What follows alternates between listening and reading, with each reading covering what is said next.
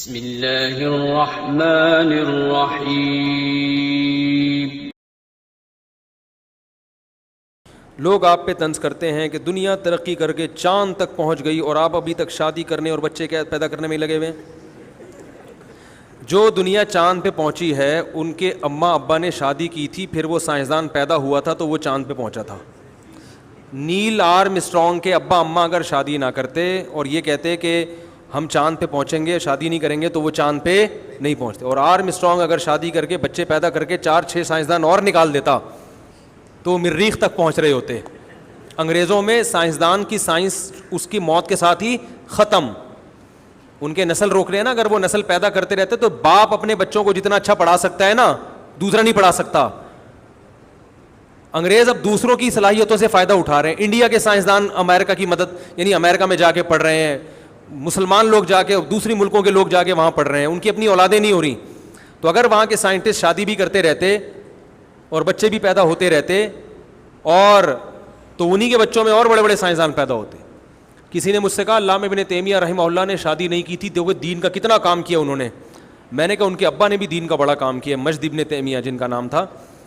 اگر وہ یہی جذبے سے شادی نہ کرتے تو ابن تیمیہ پیدا نہ ہوتے۔ سمجھ رہے کہ نہیں سمجھ رہے؟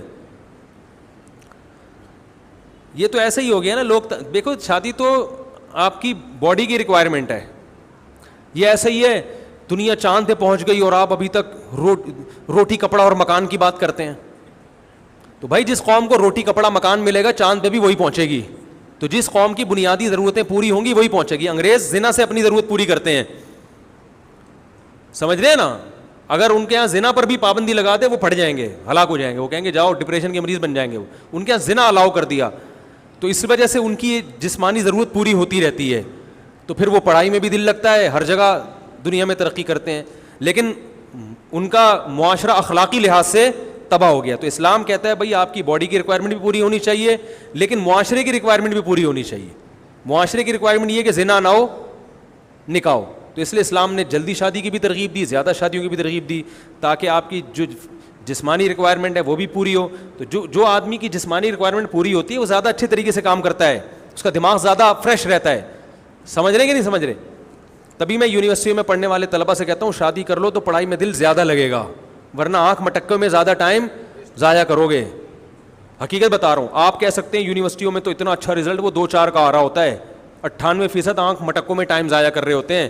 ہم نے بھی اداروں میں پڑھا ہے، اسی ماحول میں پیدا ہوئے ہیں، کو ایجوکیشن میں بھی ہم نے پڑھ کے دیکھا ہے 98% لڑکے آنکھ مٹکوں میں ٹائم ضائع کرتے ہیں، 2% پڑھنے والے ہوتے ہیں۔